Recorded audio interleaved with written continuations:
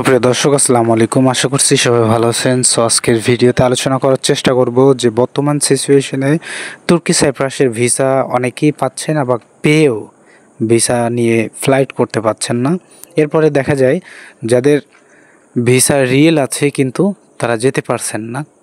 এরপরে কিছু সংখ্যক মানুষ কিন্তু যাচ্ছে, যারা ওইখান থেকে ভিসা প্রসেসিং করে দিচ্ছে, তারাই কিন্তু যেতে পারছেন। কিভাবে?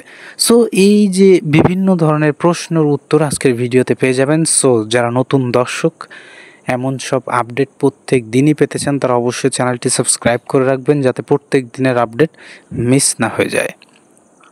তো দর্শক বন্ধুরা, তুর্কি সাইপ্রাসের শুরুতেই আমরা বলবো যে তুর্কি সাইপ্রাস কিন্তু বাংলাদেশে আসলে একটা বিষয় আছে প্রচলিত, সেটা হলো যেখানে আমাদের ভিসা হয় আর সেখানেই আমরা বেশি মানুষ আবেদন করে থাকি এবং দেখা যায় বেশি যেয়ে আর সেখান থেকে পালিয়ে যায় মানুষ। মানে সুবিধাবাদী, এক কথায় বলা যায় সুবিধাবাদী কেউ।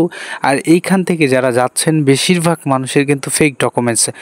মাঝখানে আপনারা দেখেছেন যে দুবাইতে বেশ কিছু বিষয় নিয়ে আমাদের মাননীয় উপদেষ্টা কথা বলেছিলেন, কিন্তু সেখানে দেখা যায় এত মানুষ আটক করে বাংলাদেশিদের ভিসা দেওয়া হচ্ছে না। এটার কারণে জিজ্ঞাসা করার পরে কিন্তু উত্তর আসছিল যে তোমার বা আপনাদের দেশ থেকে, বাংলাদেশ থেকে যারাই আসে কর্মী, তারা কিন্তু উচ্চ মাপের কর্মী, যেমন শিক্ষক হিসাবে এবং ইঞ্জিনিয়ার হিসাবে, একজন ডক্টর হিসাবে, একজন লয়ার হিসাবে, এই সব ডকুমেন্টস নিয়ে তারা আসছে, কিন্তু দেখা যায় তারা সেই কাজ করছেন না এবং আদেও তাদের এই কোয়ালিফিকেশন তাদের ভেতরে নাই। অর্থাৎ ফেক ডকুমেন্টস দিয়ে কিন্তু তারা প্রবেশ করতেছে, এরপরে অন্য কাজে জয়েন হচ্ছে। সো এই কারণে কিন্তু দুবাই ভিসা বন্ধ করে দিয়েছিল বাংলাদেশিদের জন্য, কিন্তু আশা করছি চালু হয়েছে, কিন্তু পুনরায় এখনও পর্যন্ত ফুলফিল চালু হয়নি। সো দর্শক, আপনারা অপেক্ষায় থাকবেন, ইনশাল্লাহ খুব দ্রুত হয়ে যাবে, কথাবার্তা চলতেছে। সো তুর্কি সাইপ্রাসের বিষয়টা কিন্তু একই, কারণ একটাই যে দুবাই থেকে যারা যাচ্ছিল তাদের কিন্তু ব্যাক করে দিয়েছে, আর ব্যাক করার পরে কিন্তু ব্যাড একটা ইমপ্রেশন যায় যে কী কারণে ব্যাক করা হলো। আর এই যে ফেক ডকুমেন্টসের কারণে কিন্তু তাদের তুর্কি সাইপ্রাসের যারা শাসিত আছেন তারা কিন্তু এ বিষয়ে অনেক অবগত হয়েছে। এ কারণে বাংলাদেশিদের জন্য ভিসা কিন্তু অনেক স্লো করে দিয়েছে। ভিসা হওয়ার পরেও দেখা যায় কোম্পানি নিচ্ছিল না। এটার কারণে কিন্তু অনেকেই যেতে পারছেন না এবং অনেকেই ভিসা পেয়ে দেখা যায় তাদের ফেক ভিসা অনেকেই আমি দেখেছি এবং অনেক ভাইয়ের সঙ্গে কথা বলার চেষ্টা করেছি। ভিসা আমি কিছু দেখেছি, নিজে চেকও করেছি। দেখা যায় ফেক ভিসা, আবার একটা ভিসা দিয়ে 10 জনের ভিসা করেছে। অনলাইনে চেক করলে আপনার ডকুমেন্টসে ঠিক একই রকম সব কিছু আছে, কিন্তু অনলাইনে চেক দেওয়ার পরে আমি যখন অফিসিয়াল ওয়েবসাইটে যাচ্ছি সে সময় কিন্তু তার নামটা কিন্তু আর দেখাচ্ছে না এবং সব কিছুই কিন্তু ভিন্ন ভিন্ন।